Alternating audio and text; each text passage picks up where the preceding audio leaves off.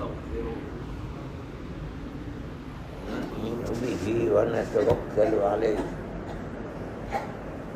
ونعوذ بالله من شرور أنفسنا ومن سيئات أعمالنا من يهده الله فلا مضل له ومن يضلله فلا هادي له ونشهد أن لا إله إلا الله وحده لا شريك له ونشهد أن سيدنا ومولانا محمدا عبده ورسوله أما بعد جو فرشتے انتہائی اعلیٰ مرتبہ رکھنے والے اللہ سے قربت رکھنے والے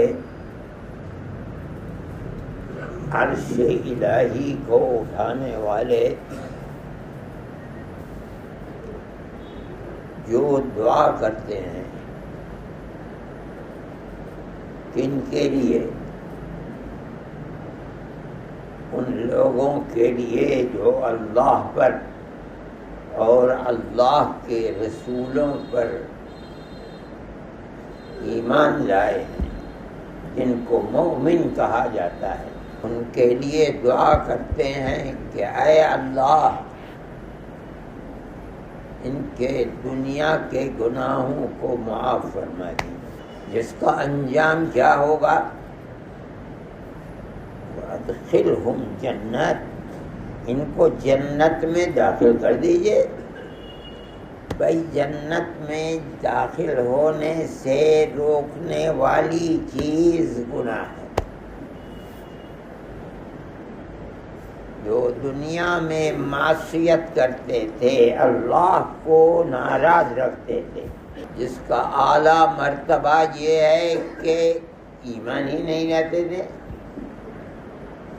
اللہ کی توحید کو مانتے ہی نہیں تھے، رسول اللہ کی رسالت اور نبوت کو دل سے مانتے ہی نہیں تھے، وہ تو راہ حق سے ہٹ کر الگ چلے گئے۔ لیکن وہ لوگ جو اللہ کی توحید پر اس طرح ایمان لاتے تھے دنیا میں جیسے رسول اللہ نے بتایا، اس کا کیا مطلب ہے کہ وہ رسول اللہ کو دنیا میں سچا مانتے تھے۔ یہ کچھ نہیں ہے کہ دماغ میں آتا ہے نہیں آتا ہے، کھوپڑی قبول کرتی ہے نہیں کرتی۔ اللہ کے نبی نے فرما دیا کہ موت کے بعد قبر میں جائے گا، فرشتے اٹھائیں گے، سوال کریں گے، دل مطمئن ہے، ساری دنیا نہیں مانتی، نہ مانے، دنیا کے کسی گوشے میں مسلمان رہنے والا اسی کو مانتا ہے۔ کیوں؟ رسول اللہ سچا رسول ہے، جو فرما دیا وہ مقبول ہے۔ فرما دیا کہ یہ کتاب جس کو قرآن کہا جاتا ہے، جس کو رسول اللہ پڑھا کرتے تھے، جبریل امین آپ کو لا کر سکھلاتے تھے، پڑھاتے تھے، اور آپ صحابہ کو پڑھاتے تھے، جو لکھنے والے تھے انہیں لکھوا دیتے تھے۔ کس نے دیکھا ہے کہ یہ کتاب آسمان سے لکھی لکھائی اتری ہے کسی کے پاس؟ رسول اللہ کے پاس کتاب آئی ہے، کس نے دیکھا ہے؟ کسی نے بھی نہیں دیکھا۔ لیکن ساری دنیا میں پورب سے پچھم چاہے جہاں چلے جاؤ، ہر مسلمان کہے گا کہ قرآن اللہ کی کتاب ہے۔ اس لیے نہیں کہ کھوپڑی میں بستی ہے یہ بات نہیں، بستی نہیں، ہمارے جس سچے رسول اللہ نے بتایا ہے وہ جو کچھ فرماتا ہے وہ ان کا مرتبہ، اگرچہ گناہ بھی ان کے ساتھ ملے ہوئے ہوں، دنیا میں رہتے تھے گناہ بھی کرتے تھے، عقیدہ یہی تھا، یہ گناہ گار تھے، پھر بھی جب مر جائے گا تو فرشتے، کون سے فرشتے؟ وہ بھی ہیں جو آدمی کے ساتھ چلتے ہیں، وہ بھی ہیں جو مسجدوں کے اندر رہتے ہیں، نمازیوں کے ساتھ نماز بھی پڑھتے ہیں، وہ فرشتے جو اللہ کے عرش کو اپنے کاندھے پر اٹھائے ہوئے ہیں، سب سے زیادہ مقرب فرشتے، وہ اللہ سے دعا کرتے ہیں کہ اے اللہ، ایمان رکھنے والے اپنے بندوں کی مغفرت فرما، فاغفر للذین تابوا، اپنے گناہ کا اعتراف دنیا میں کرتے تھے، گناہوں کی مغفرت کے لیے روتے تھے، بھیک مانگتے تھے، ڈرتے تھے کہ اگر یہ گناہ ساتھ چلے گئے تو خدا جانے کیسی رسوائی ہوگی قیامت کے دن۔ ان کا مرتبہ قیامت کے دن بہت بلند ہے، آج ہے کہ وہ فرشتے، یہ تھوڑے کہ آج نہیں ہے قیامت کے دن پیدا ہوں گے، بتایا جا رہا ہے کہ وہ فرشتے جو حاملین عرش ہیں، عرش الہی کو کاندھے پر اٹھائے ہوئے ہیں، وہ اللہ سے مومنین کی مغفرت، وہ گناہ جو ان سے دنیا میں صادر ہوئے ہیں انہوں نے توبہ کر لیا، اے اللہ قبول فرما لیجیے اور انہیں جنت میں لے جائیے۔ یہ آیت کے اندر اللہ فرماتا ہے ربنا وادخلهم جنات عدن التي وعدتهم، اور یہی نہیں، ان کے وہ ماں باپ جو مومن تھے اور جن کی گود میں یہ پلے تھے، ان آبا کو، امہات کو، انہیں بھی جنت ملے گی۔ کیوں؟ ایمان، ماں باپ کا سب سے بڑا احسان اولاد کے اوپر ہے،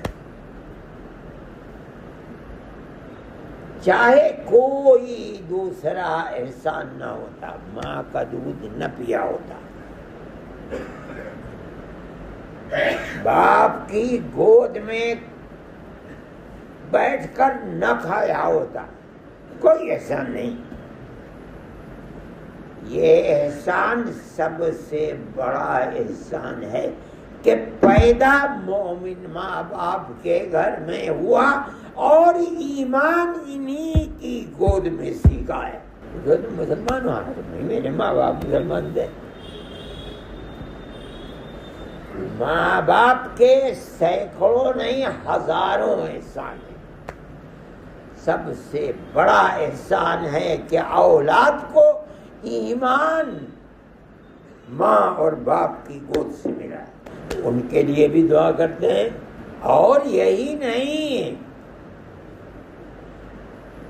بیوی اور بیوی کے ساتھ شوہر کو محروم کر دیا جائے تو بڑا عجیب و غریب ماجرا ہوگا۔ اے اللہ، ماں کے ساتھ، باپ کے ساتھ، بیوی کے ساتھ، بچوں کے ساتھ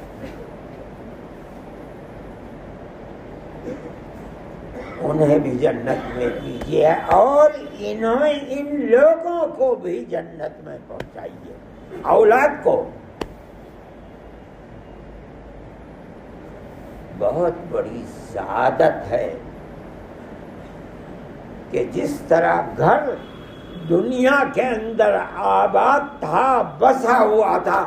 یہ فرشتے دعا کرتے ہیں اللہ ایمان والوں کے گھر کو جنت میں اسی طرح بسا دیجئے.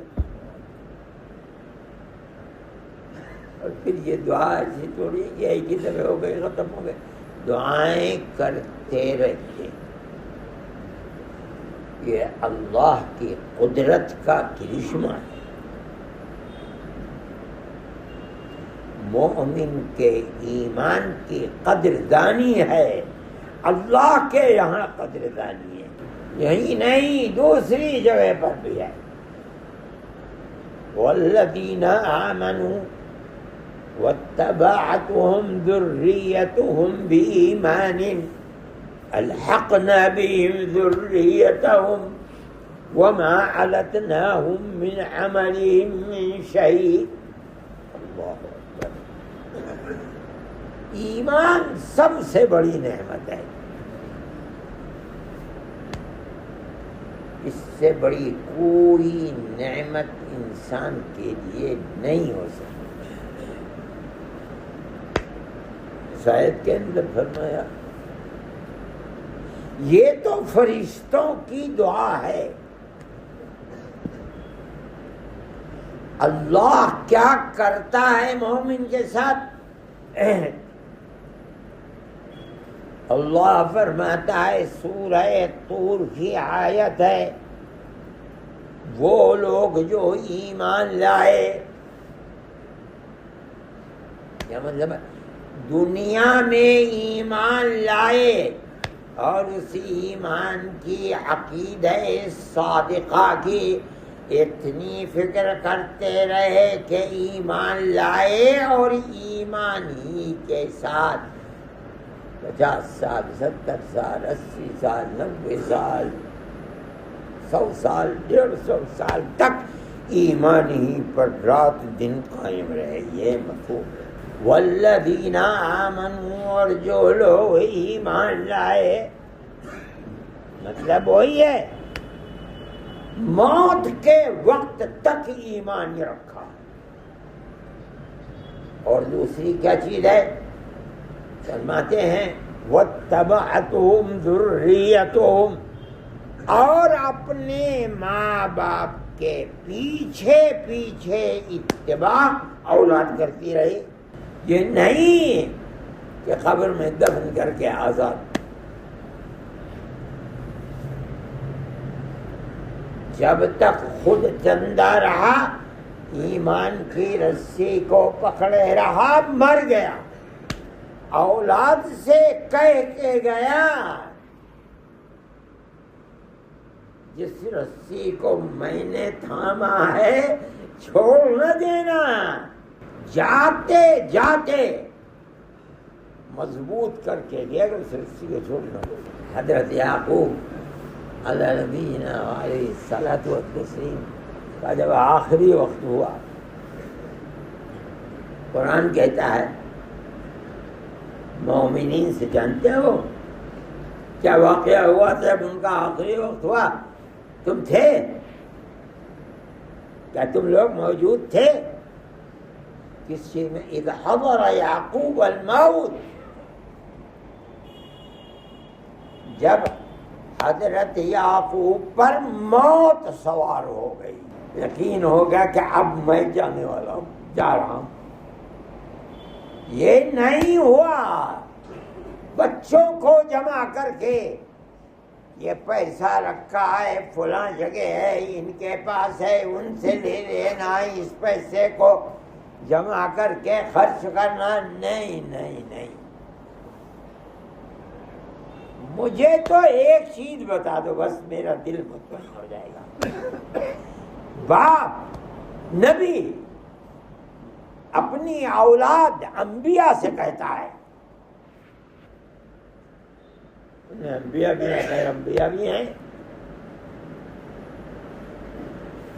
مجھے دوسری چیز ہے، دنیا پیسہ مکان اور سونا اور چاندی کے بارے میں پوچھتے ہیں، مجھے تم سے کچھ نہیں پوچھنا، مجھے یہ بتاؤ جو میں پوچھ رہا ہوں. مجھے یہ بتا دو، اذ قال لبنیہ ما تعبدون من بعدی، مجھے تو بس ایک بتا دو کہ میرے بعد تم عبادت کس کی کرو گے؟ مشرک بن کے جیو گے؟ بت پرست بن کے جیو گے؟ یا میرے آباء و اجداد جو انبیاء تھے ان انبیاء کی رسی کو پکڑو چلو؟ بتاؤ مجھے، میرا دل ٹھنڈا ہو جائے گا۔ قالوا نعبد الہک وإلہ ابراہیم وإسماعیل وإسحاق الہا واحدا ونحن له مسلمون۔ ابا ہم کس کی عبادت کریں گے؟ جس کی آپ عبادت کرتے تھے، جس کو آپ اللہ مانتے تھے، ہم اسی کی عبادت کریں گے۔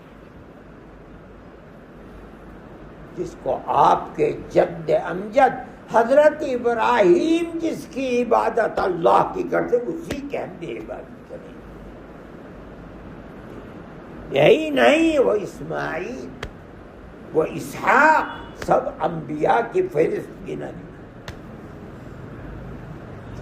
آخری وقت میں سوال ہے اور جواب وہ مل گیا جو دل میں بیٹھ گیا۔ یہ سوال کیا، مفسرین کہتے ہیں جواب سنا اور موت آ گئی، آنکھیں بند اور ختم، مقصد پورا ہو گیا۔ وہ خوش نصیب جو خود ایمان کے ساتھ گیا، اولاد کو ایمان ہی پر زندہ رکھا، اسی آرزو اور تمنا کے اوپر جب موت آئی تو یہی پوچھ لیا۔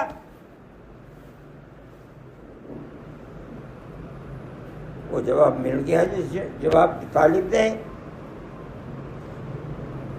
اب یہ اولاد کل قیامت کے دن جنت میں اس باپ سے الگ ہو جائے گی جس کے صدقے میں ایمان ملا، جس کی تربیت سے اللہ کو پہچانا،